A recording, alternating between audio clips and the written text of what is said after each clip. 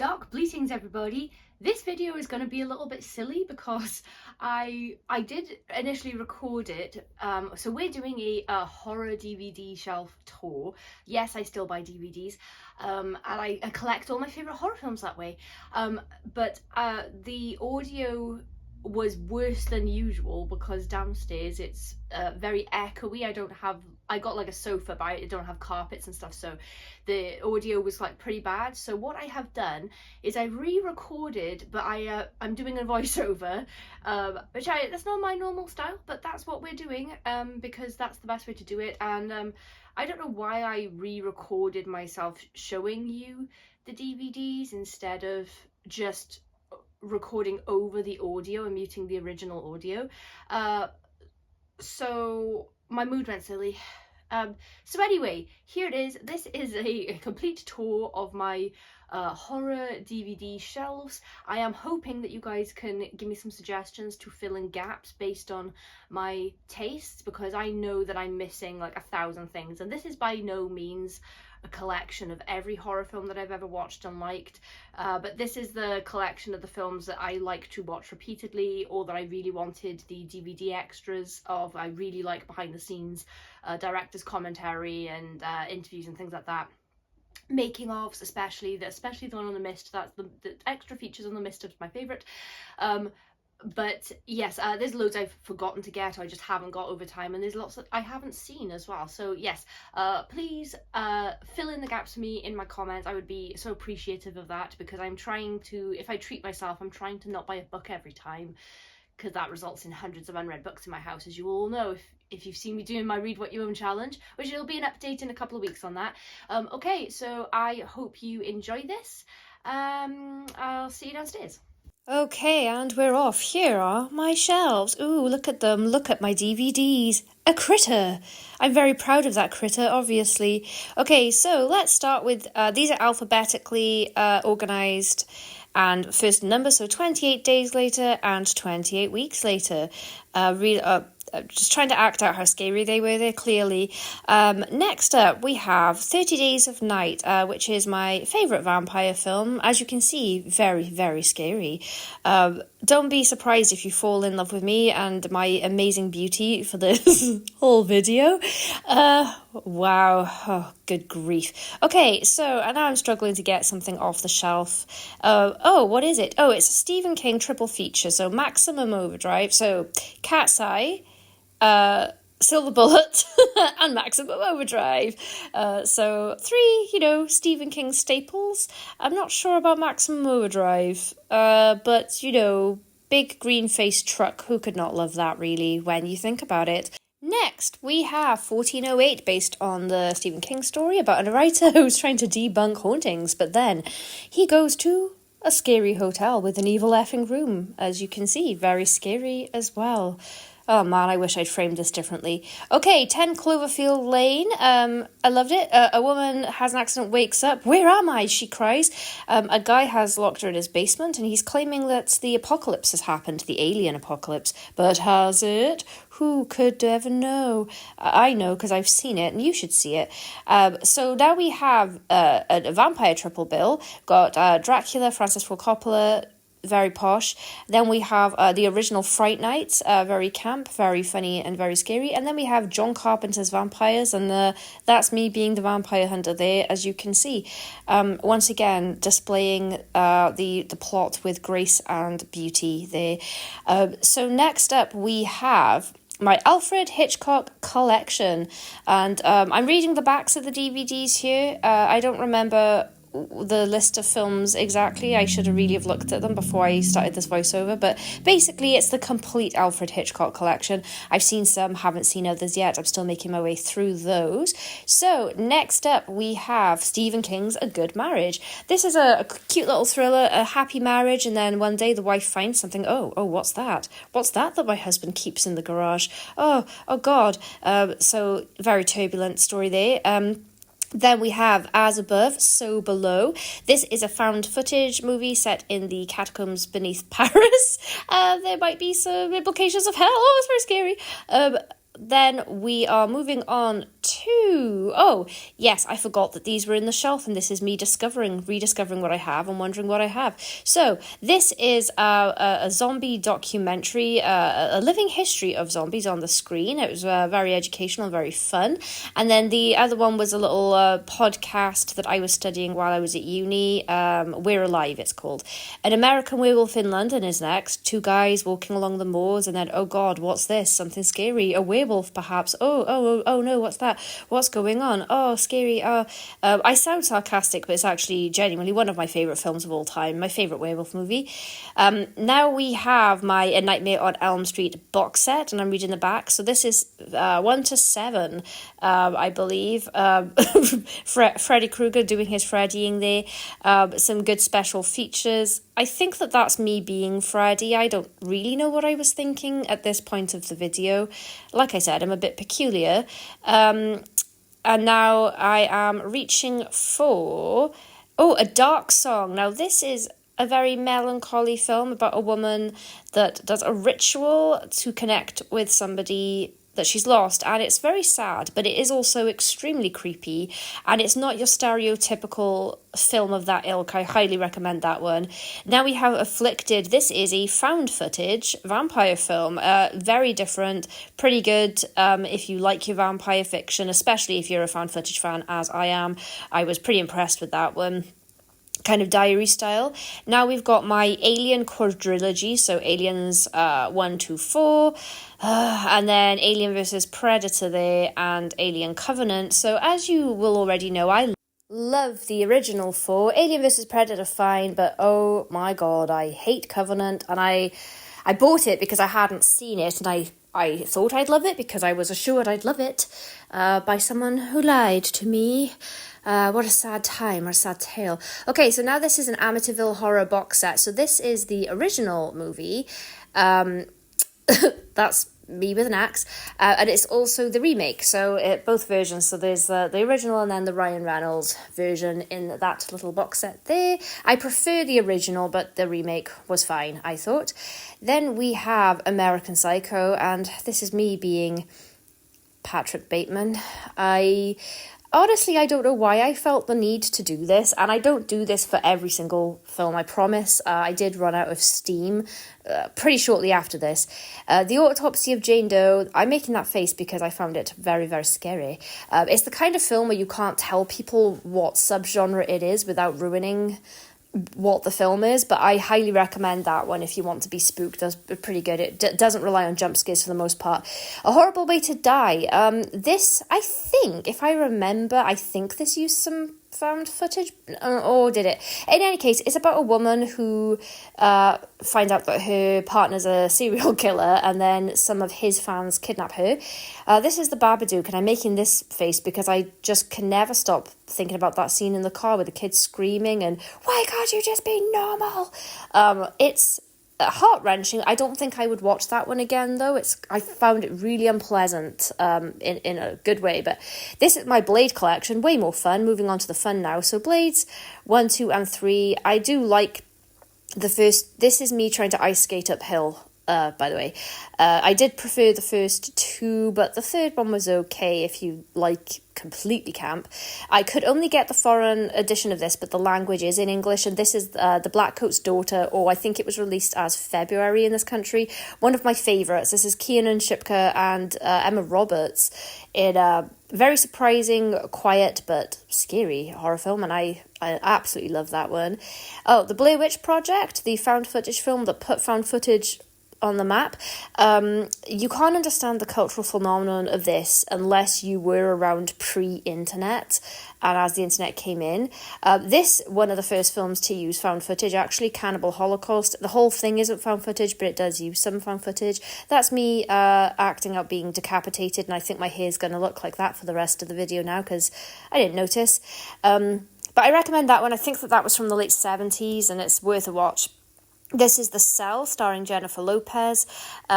She's a psychiatrist or psychologist who goes into the mind of a serial killer only to discover it's horrible in there. I mean, who would have thunk it? Feast for the Eyes, that film. Very artistic, very scary. Now we have Constantine, who's makes smoking look cool. Makes smoking look cool, kids. And he's killing demons and whatnot. And you know what? I rate it.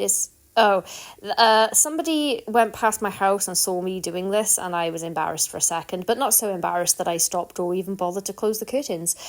Moving on to Candyman. This is me singing the song Candyman. It's nothing to do with the film, but I felt jaunty. I don't know why I haven't edited most of this out, because I do know the amount of work. So this is the original Carrie starring Sissy Spacek.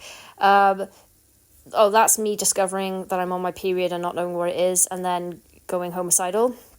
So a classic coming-of-age tale. This is The Company of Wolves. If you haven't seen this and you enjoy werewolf fiction, this is worth your time. It's not my favourite, but it is, it's up there. It's a nice little watch.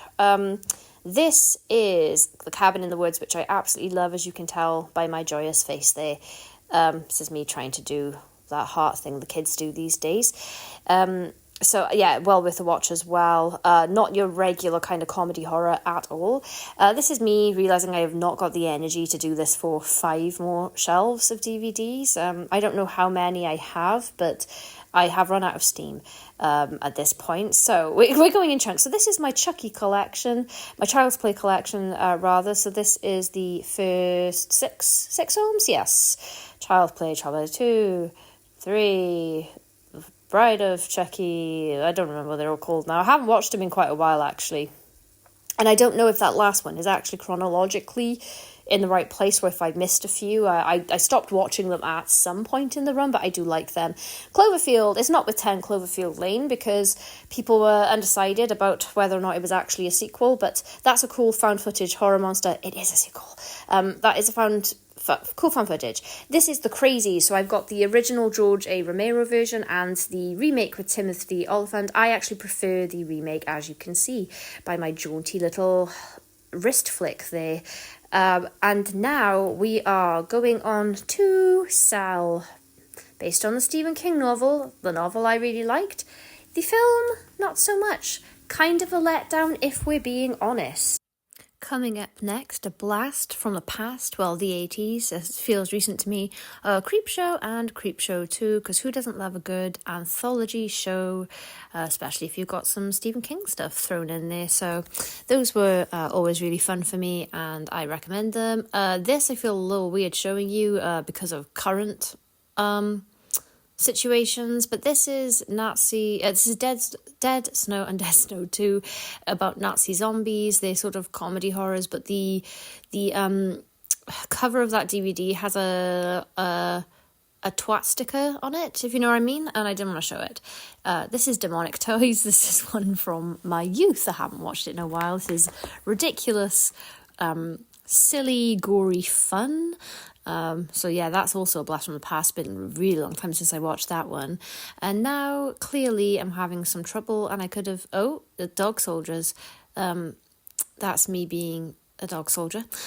One of the greatest werewolf films ever, so I highly recommend that if you haven't picked that one up and you're a werewolf fan. I don't know what I was thinking with this whole tour. Dracula, Dead and Loving It. This is one of my favourite iterations of Dracula, starring Leslie Nielsen.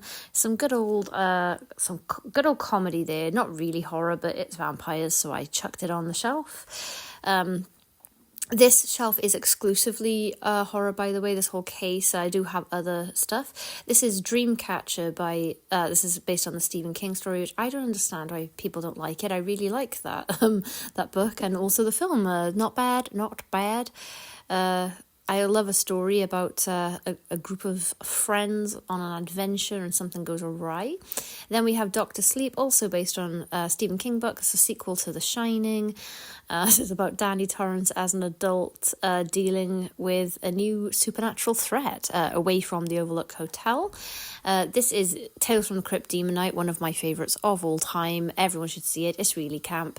If you're watching me, you'll know what that is if you've seen the film. Billy Zane at his peak, I have to say. Next, we have The Descent.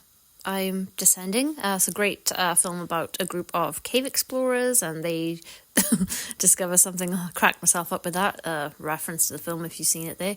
Bloody hell. Okay, this is Deadheads. This is a zombie comedy film. I can't remember much about it apart from I did like it. Okay, so we have a few films here. So Dawn of the Dead, plus its remake. Day of the Dead, plus its questionable remake, and then Diary of the Dead. So those are the Romeros and remakes, and the others aren't with them because, you know, alphabetical, so I do have Night. But that is a little further along in this video. Here we have Doom, which I unapologetically love. Carl Urban at his finest. I just thought it was such a good time. Also, if you haven't played the games, you really should listen to the soundtracks at the very least. The Mick Gordon is a genius. There's a cool live video of him performing that at some game expo. This is The Entity. This is from a few decades ago. Pretty scary, sort of poltergeisty film with a scene that's very famous in it. So if you like your old school horror of that ilk, that's probably a good choice for you. We also have The Exorcist, which is the greatest film in that sort of ghosty, demony, possession-y fashion. That's one of my top of all time films in general. Then we have The Exorcism of Emily Rose, which do not fall asleep and leave the DVD playing, otherwise you will be startled when you wake up by horrible imagery and loud noises. I made that mistake and acted it out there for you. Okay, now we have Evil Dead and Evil Dead 2, absolute classics and staples of the horror genre, obviously.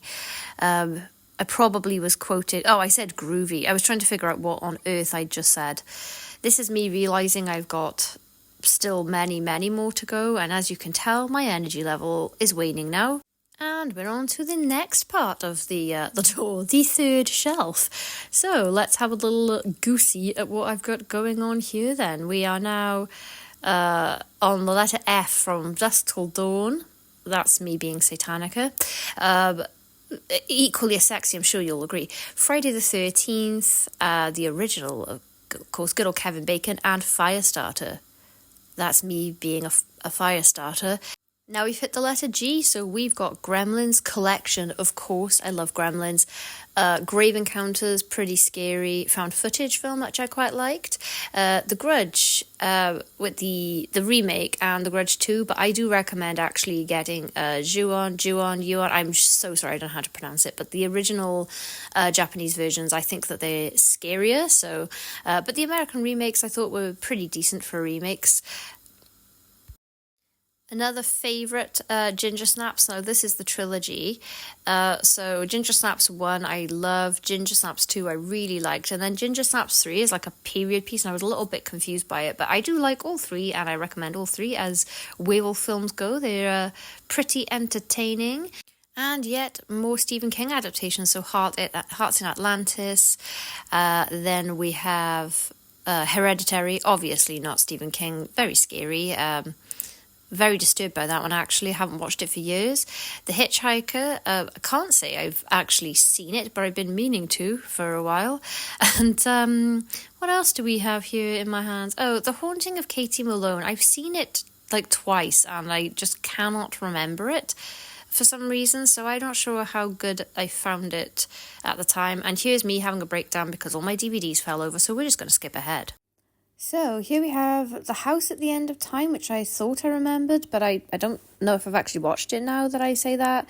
We also have, what am I doing? I thought I'd cut all of the riff-raffy bits out. Oh, The Hunger, yes. This is a really weird vampire film starring David Bowie from the 70s, and it's worth a watch, but don't expect what you normally see. This is Horns, based on the novel by Joe Hill, starring Daniel Radcliffe, and that was a really fun watch. Good sort of fantasy type horror.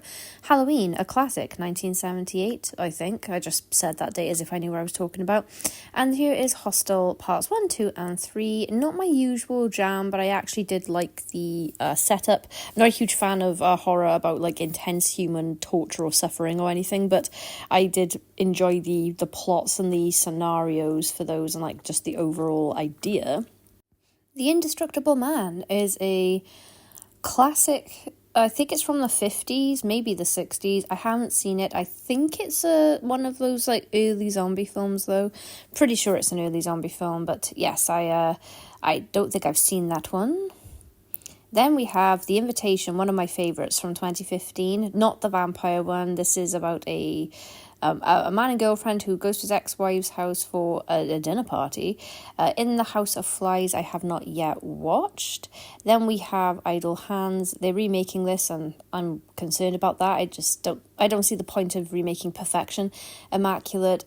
Absolutely amazing performance by Sydney Sweeney, and that's one of those sort of slow burns set in a nunnery, but not what you typically find for those kinds of films. Here we have It, the original TV miniseries, It, the remake part 1, It, the remake part 2, and I gotta say, tonally, I really didn't like the second one very much. It felt a little bit all over the place.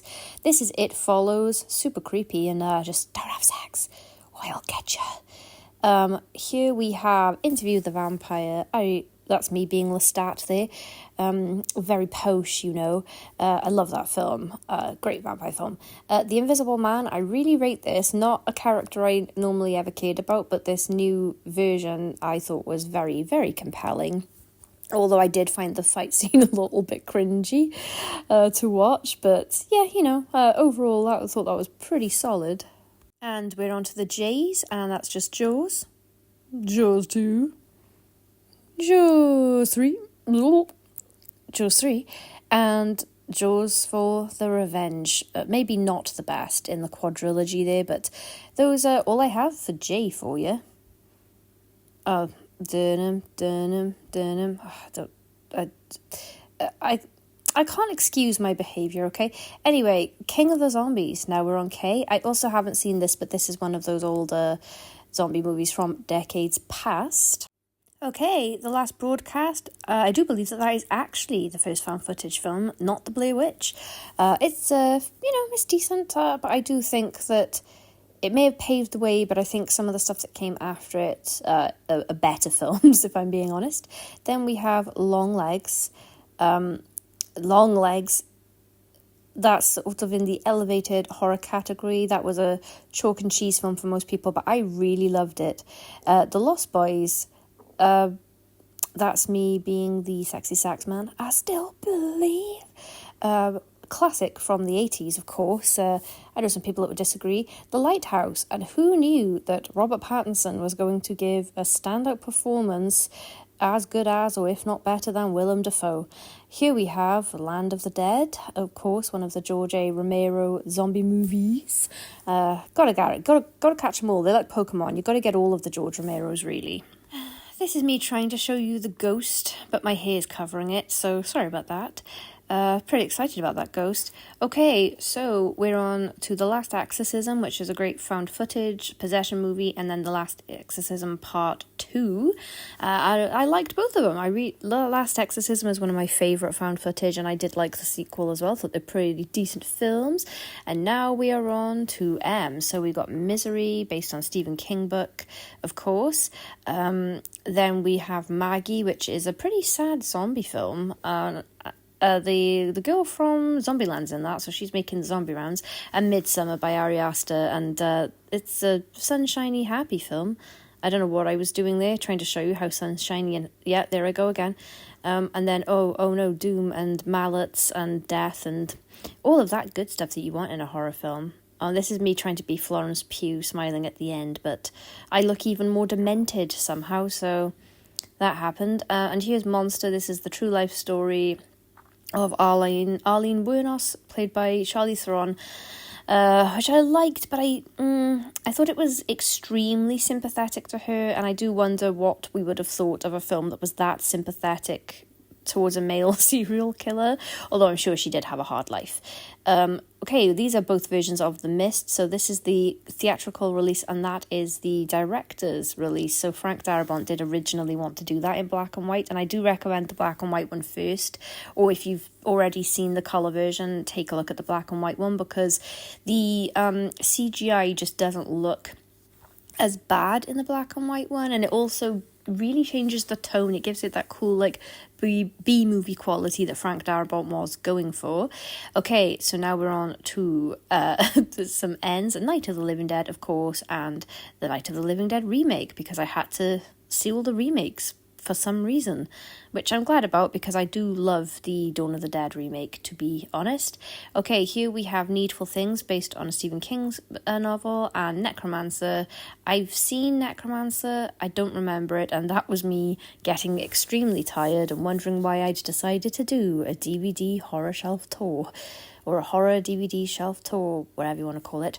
Okay, moving on. Nosferatu, some vampires, a classic, absolute plagiarised rip-off of Dracula, and Near Dark, an awesome vampire film that got overshadowed by The Lost Boys in the 80s, but that is my favourite vampire film of all time. Definitely worth your time. Half the cast of Aliens, isn't it? More vampires with Night Watch and the sequel Day Watch. Pretty kind of different for vampire films. I really enjoyed those, but I haven't seen them in a while. And then The Night Before Christmas, and I guess that's me being jolly. Now we're on to the O's. We have The Offering, which I don't think I've seen yet. Oculus, which was an earlier Mike Flanagan film about a scary mirror, which I really liked. The Omega Man, that's an I Am Legend adaptation, and to be honest, I mean, the film is fine, but it's not a great adaptation. And then we have the Omen trilogy. Oh, my husband came in and I was trying to explain what I was doing dancing around in front of my DVD shelves there. So as I was saying, that's the Omen 1, 2 and 3, and then I had the 25th anniversary special DVD. I don't know what's special about it, to be honest. I haven't actually looked at that DVD. Next, we've got Pulse, which I have not yet seen. Maybe it's zombies, though. It looks like it's zombies from the cover there. Then we have Peeping Tom, which was the first film to ever use sort of found footage. And I say found footage, it was sort of POV. It's about a peeping Tom, you might have guessed. And Pyewacket. And if nothing else, please give this film a chance. No one seems to have seen it, but it's a really, really cool little horror film that seemed to fly under the radar for most people. Very, very creepy. Pitch Black next, which I guess is okay. I mean, I'm not in a huge hurry to watch it again, but it was a fun time. Then we've got Poltergeist, the original Poltergeist, which I found pretty creepy. I think I was trying to figure out what year it was from, but I couldn't find it quickly enough.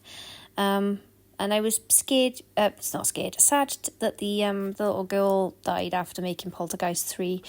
Quite sad. And then these are all of my paranormal activities. So I've got 1, 2, 3, 4. The random one that I got in some sort of random horror box. I gotta say, I kind of tapped out after the third one. I thought they were getting a little bit convoluted and silly at that point, but I really did enjoy the first 2. Finally made it to the bottom 2 shelves, and there's Michael Myers, little Pop Michael, just hanging out there.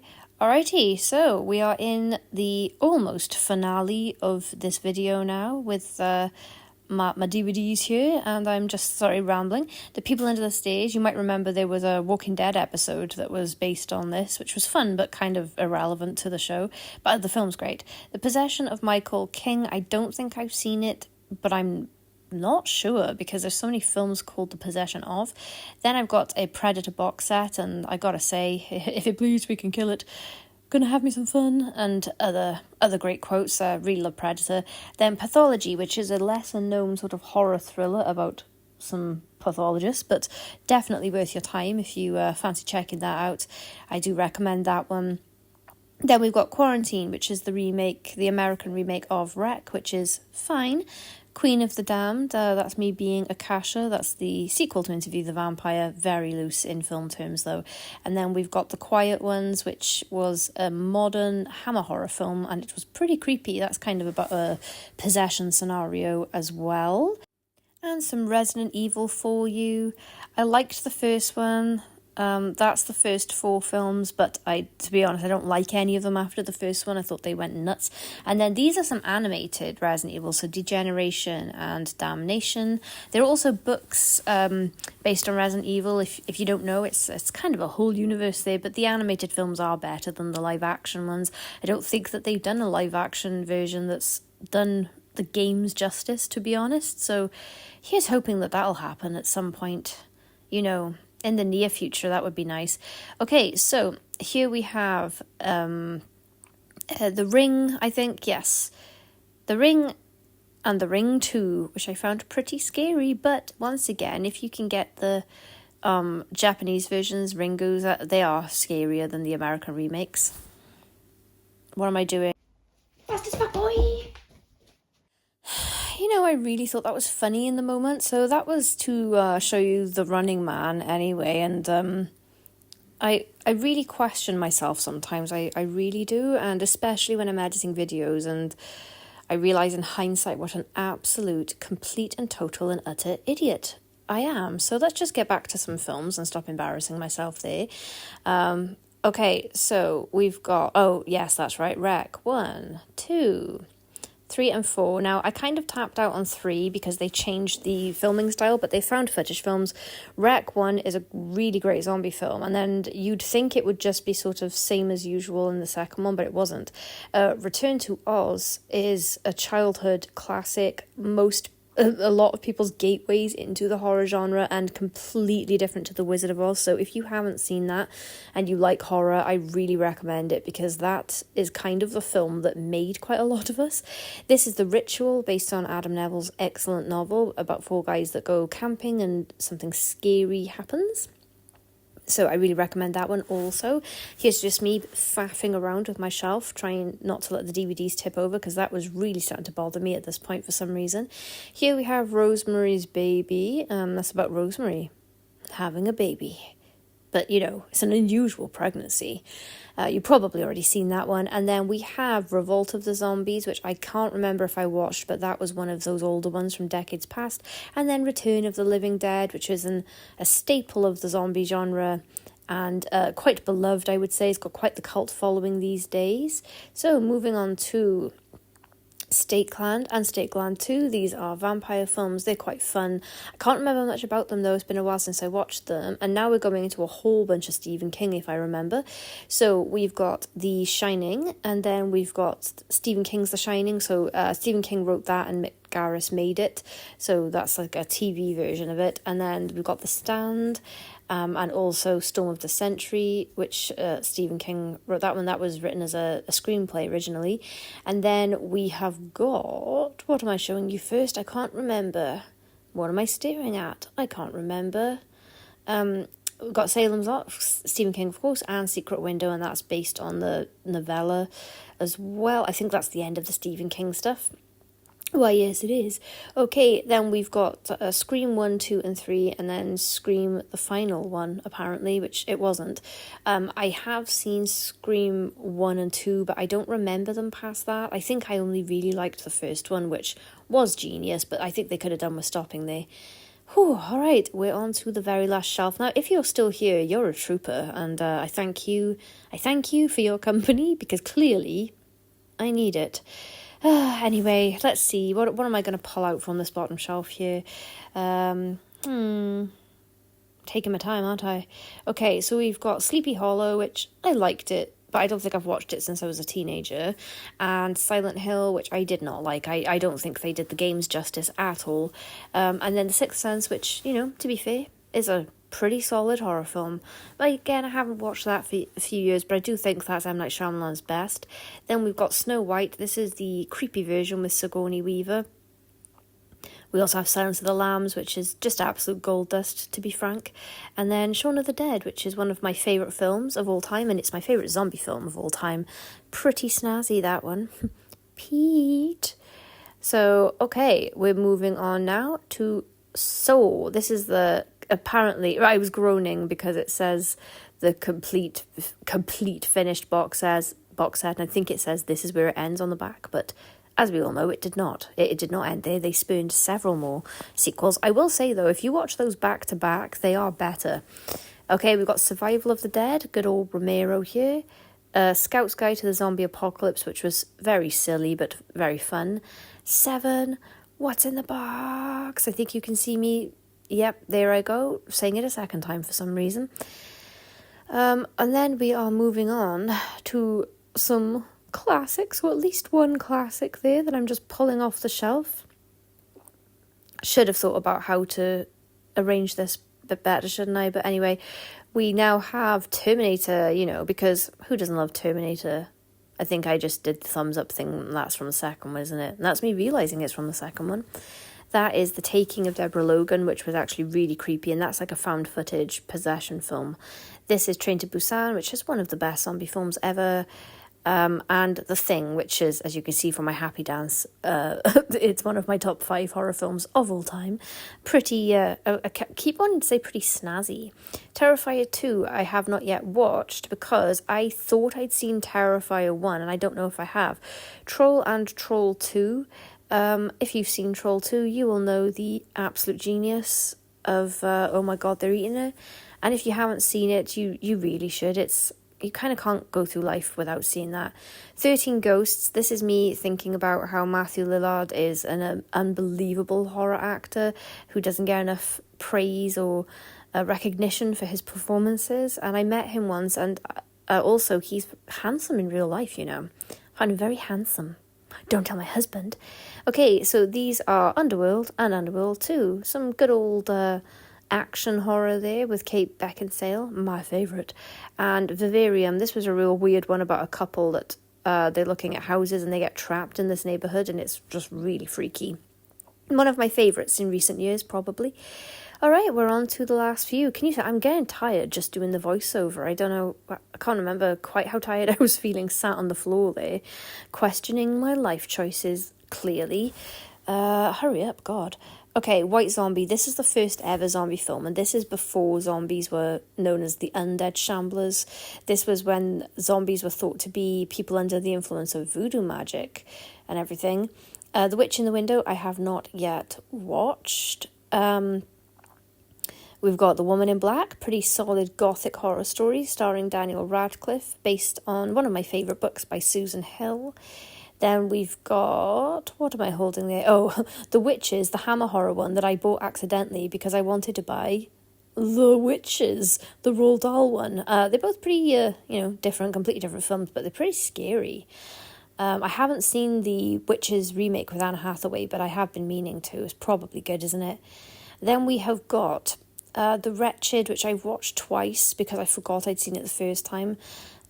Which says a lot for me, really. And then I've got both versions of The Wicker Man, the original with Christopher Lee and the, oh God, not the bees version with Nicolas Cage. Oh, him punching that woman in the face always gets me in that film. This is The Witch. This is, I found it very scary, but I did have to turn the subtitles on. Warm Bodies, which is kind of it's a zombie comedy romance film. That was all right. And then we've got What We Do in the Shadows, which is one of my favourite films. Again, that's definitely up there for comedy and horror blends for me. We've got X. X was a surprise. I didn't think I'd like it because that's not usually my forte, my brand. I don't really like slashers, but that was really, really good. And now we're on to the Zs, the last few. So Zombie Holocaust, which is, a classic, a staple, you might say. There's The Zombie Diaries, which is kind of a rip-off of Diary of the Dead. Or unless it was made first, I don't know.